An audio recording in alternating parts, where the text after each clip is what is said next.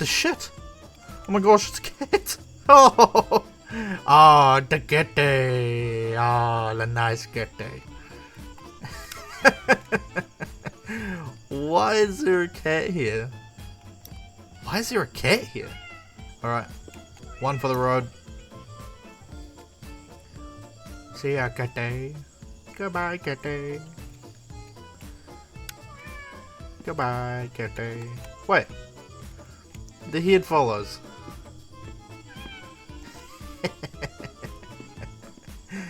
Goodbye, kitty. Goodbye. They put Rambley's disdain for Lloyd in the poster, which is very odd. Is Rambley's dislike of Lloyd artificial then? Was it a marketing point? I don't know how I feel about that. Nice. So, our view goes up a little bit. Are we like standing on our tippy toes whenever we do that? It doesn't look like much has changed. The puzzles are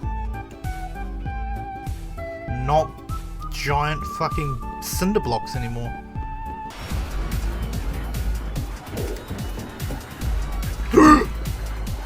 Shit, I shouldn't have turned around. Oh. It's not there. I think we can sort of not take our time then. Hello, motherfucker. Oh, fuck. Nah, we're not doing that. Oh.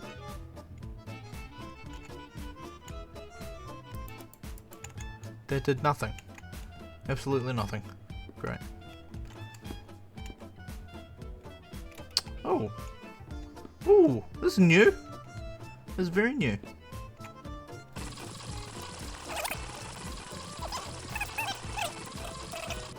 Is this something? Wait. Is there actually nothing in here?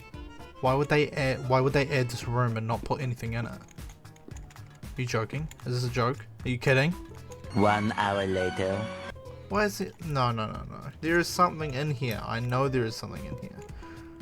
You can't just add this and not have anything here. 2 hours later.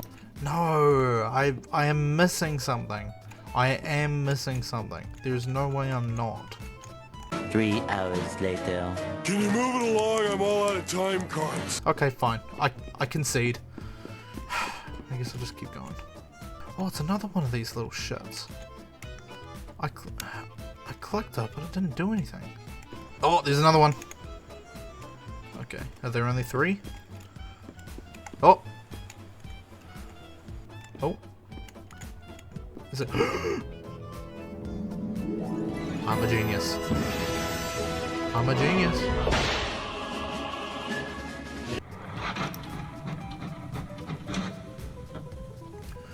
Oh, what is that? Mask. Sword. Oh god, it's a code. Fuck. Oh no, and not a single character is the same. Oh shit. Okay. Well, that's good. That's good. We found something. Oh, yeah, let's go, boys.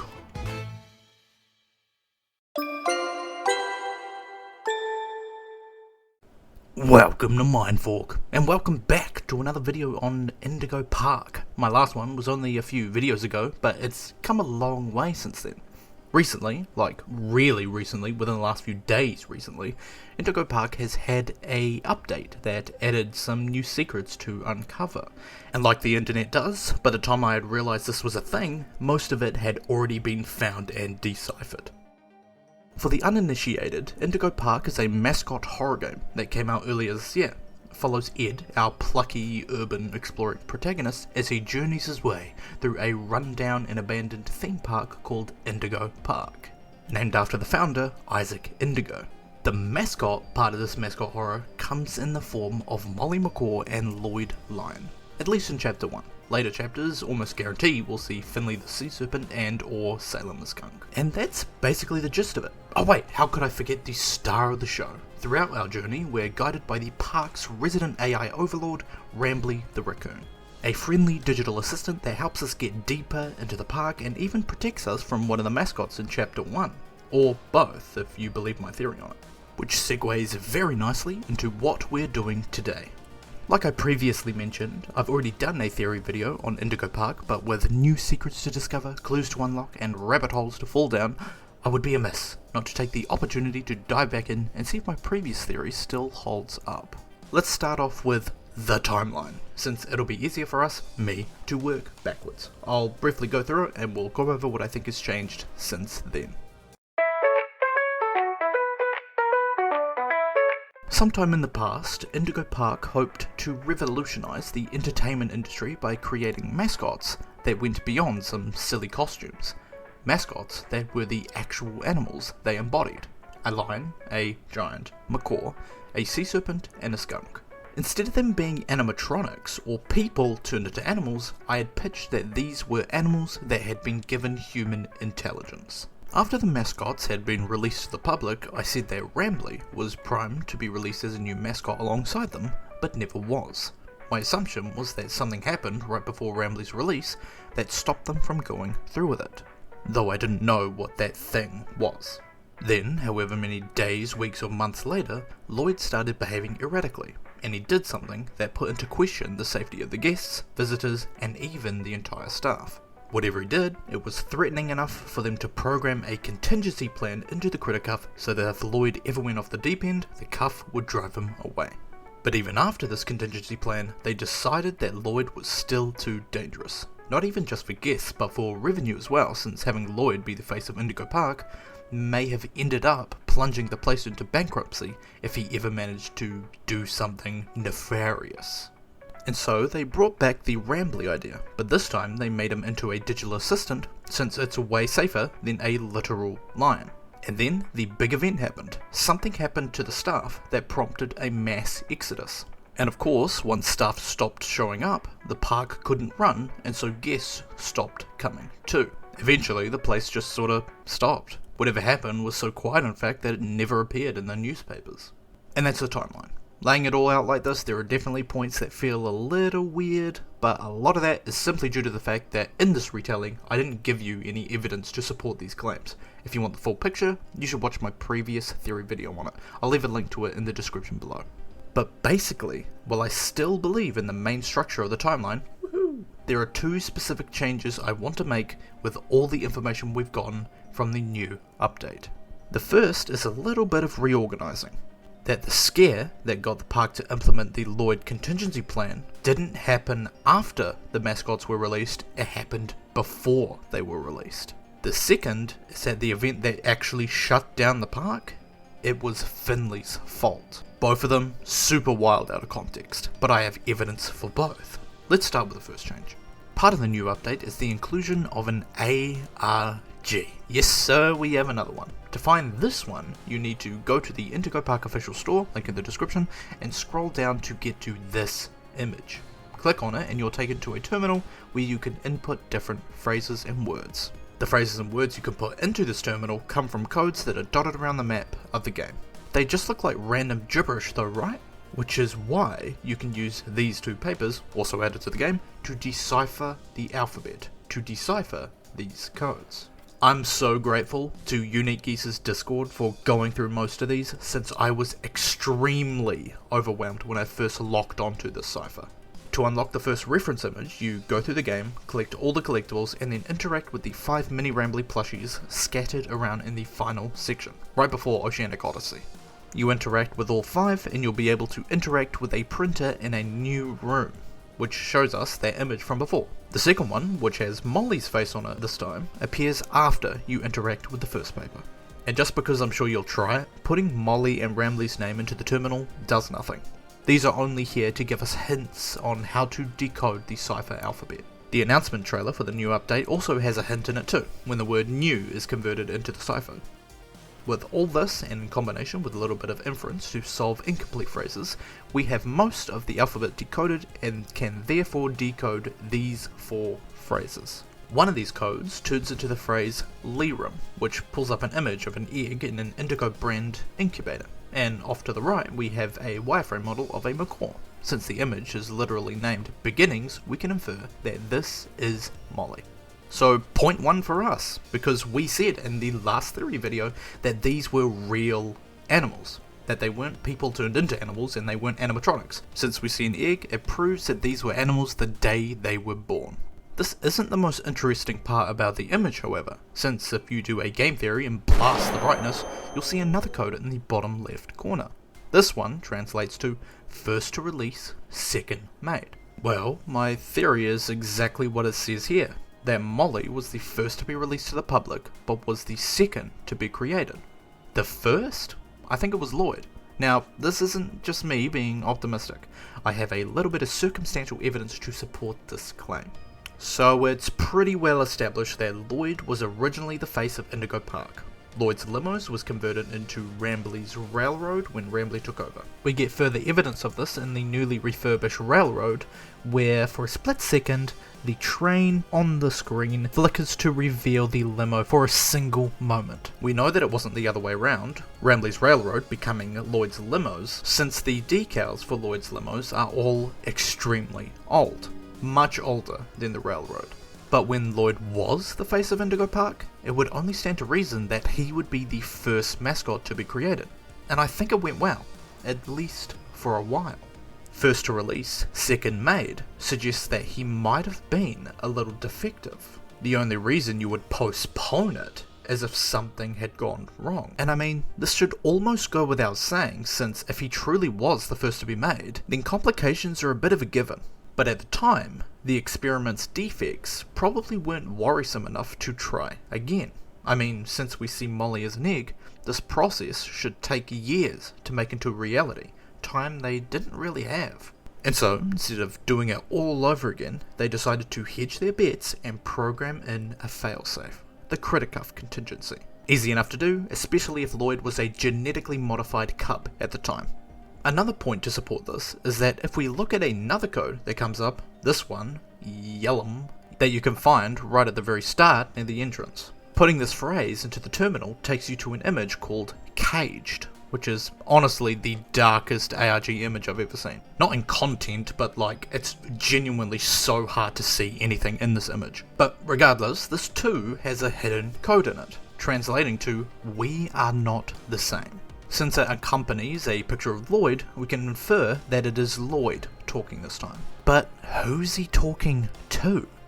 Well, the image itself shows him lying down facing towards the back wall, so he's clearly not being standoffish. So if he's talking to one of the other mascots, instead of him being, "We are not the same because I am better than you," he's probably being a little spiteful towards them and saying, "We are not the same because you are not defective like I am." So to summarize, Lloyd was the first mascot to be made, but before they released him to the public, they saw that he was extremely aggressive or had some other kind of issue, and so while they were working on releasing Molly, they decided to try their best to control Lloyd.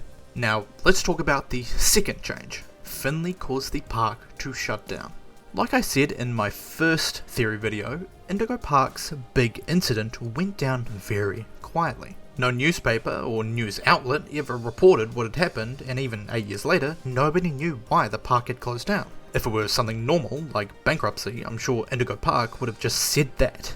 Even if it wasn't something normal, I'm using the term normal very loosely, the fact that they said nothing at all about the closure is extremely odd. It's almost like when this event happened, the whole park just got stuck in time.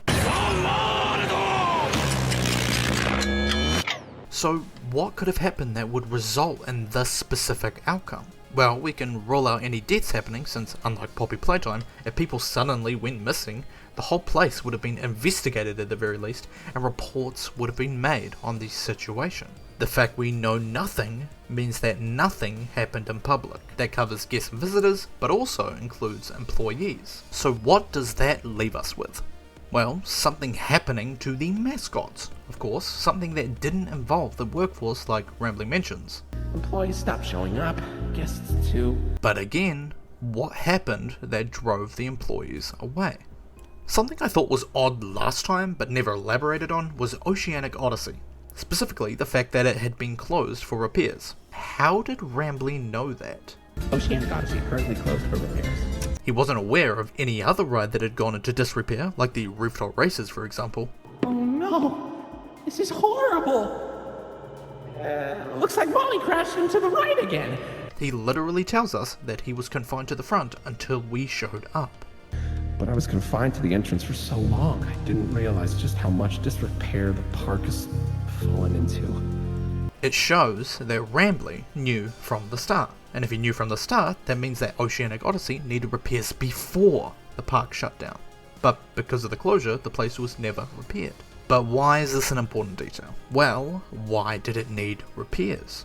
My theory is that Finley destroyed Oceanic Odyssey and made it incredibly unsafe to work near his enclosure, drawing attention to him. It's not exactly a groundbreaking theory though, since this update didn't do anything to add more lore to Finley's story. But this minor spin I have on it is one that I haven't seen anyone else talk about. Excuse me if somebody else has come up with it though. It goes that when Finley was first released to the public, he was not exactly what the park wanted. Like Lloyd initially was, he too was slightly defective in some way. And since Finley is a sea serpent and not an eel or snake or something, they had to get creative when they were making him. They had to create a chimera, a combination of several different creatures pieced together to create a bona fide sea serpent. Unlike Lloyd, however, they had the means and opportunity to amend whatever fault he had. They weren't in a time crunch this time around, and they had already made several successful mascots before him, so how hard could it be? And I mean, if they didn't get it right the first time, they'd just try again.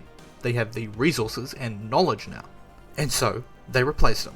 Once, 100 times, who knows, but they did it until they were happy with the results. Some people began to pick up on these changes though, including Ed, since he writes "replaced" on a sticky note attached to Finley's poster. Then of course, as Finley evolved, Oceanic Odyssey had to evolve with him.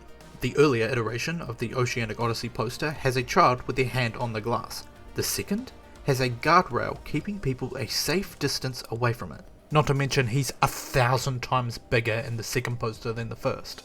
Clearly, things have changed here. And we even know that every mascot, despite reverting back to their animalistic tendencies, continues to keep a very small aspect of the character they were molded into. For Molly, she kept the hat, despite discarding the vest and shorts, and for Lloyd, he saw the stage and the spotlight as home. If Finley followed the same tendency, then he probably kept his shyness. Children continuously tapping on the glass to aggravate Finley probably didn't help with that. And so, while Indigo Park was still running during the slow degradation of the mascot's personalities, a staff member, or one of the guests, startled the shy Finley in a way that caused him to fall back onto his animalistic nature. But seeing as his nature is split into several different animals, when he lashes out, it's going to be big, thrashing around and breaking apart Oceanic Odyssey. Unlike last time though, Finley has become far too dangerous to simply replace.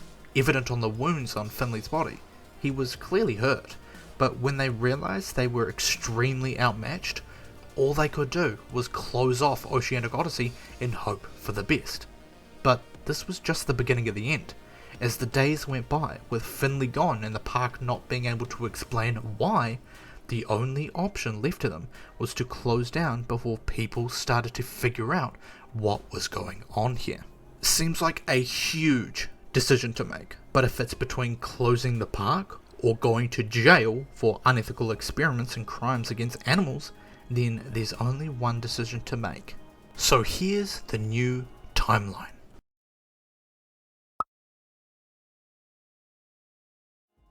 Indigo Park is open to the world and garners a large audience with a host of fun, relatable characters. Lloyd, Molly, Finley and Salem are all there. And at some point, Indigo Park decides to capitalise on their fame by taking it one step further and making real-life animal mascots, safe for all guests of all ages. Since, at the time, Lloyd is the figurehead of Indigo Park, they make him first. But since he's still quite aggressive, they postpone his release.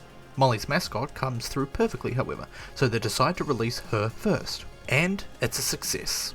They release Lloyd shortly after, but being unable to push down his aggression, they simply opt to build safety precautions into the critter cuff. Salem and Finley are also made at some point.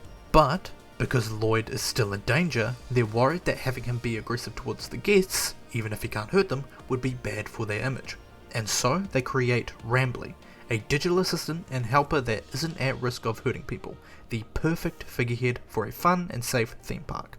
In fact, it's entirely possible that the rivalry between Rambley and Lloyd was fabricated to get people to antagonize Lloyd.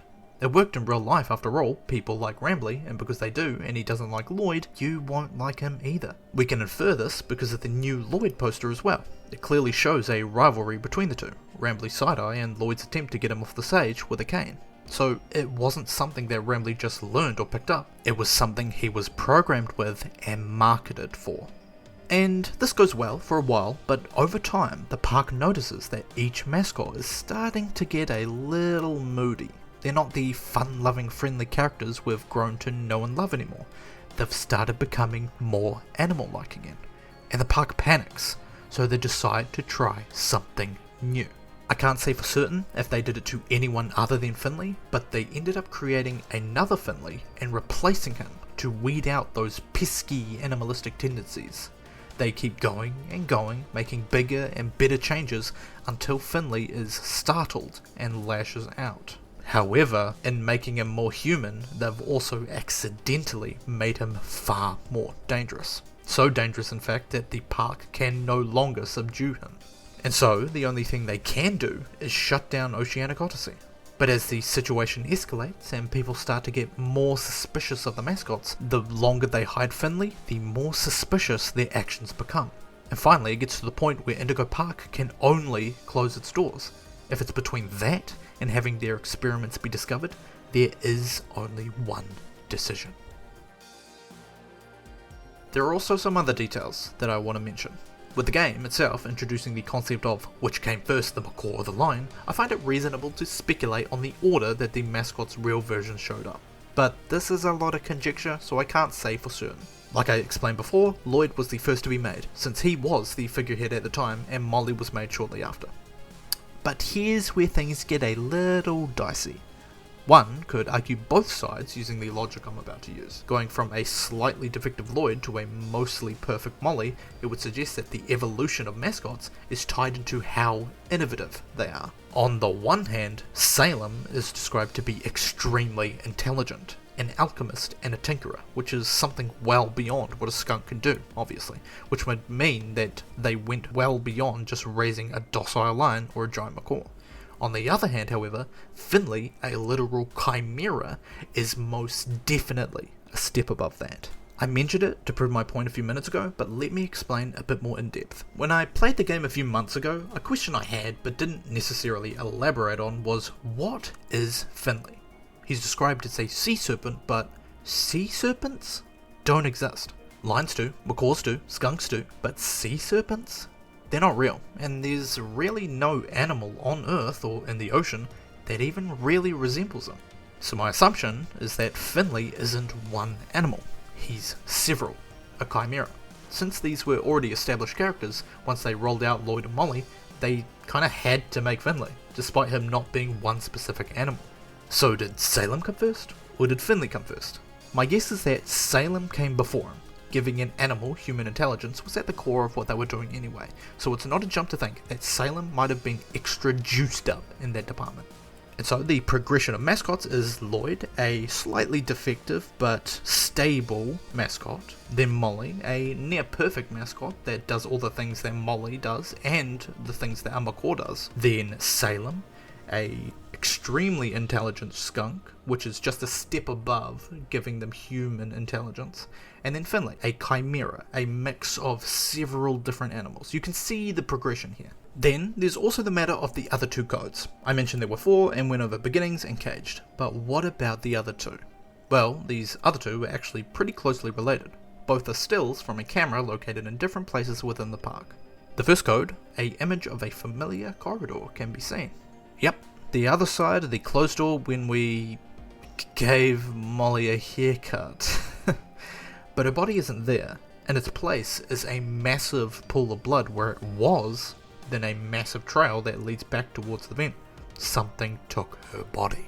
The second code, it shows the main stage, with another massive blood trail leading backstage. Now, originally I did see if I could do some blood pattern analysis to figure out which way the body was being dragged, but I came up short. If I were to guess, I'd say that it came from the stands and dragged the body back into the backstage area. Other than that, what can we make out from these two images? The main thing is that Lloyd is the one that took Molly's body. I think that's pretty clear since the trail goes into Lloyd's area. Secondary to that, it's possible that Lloyd just took her body for food. Except, lions don't do that.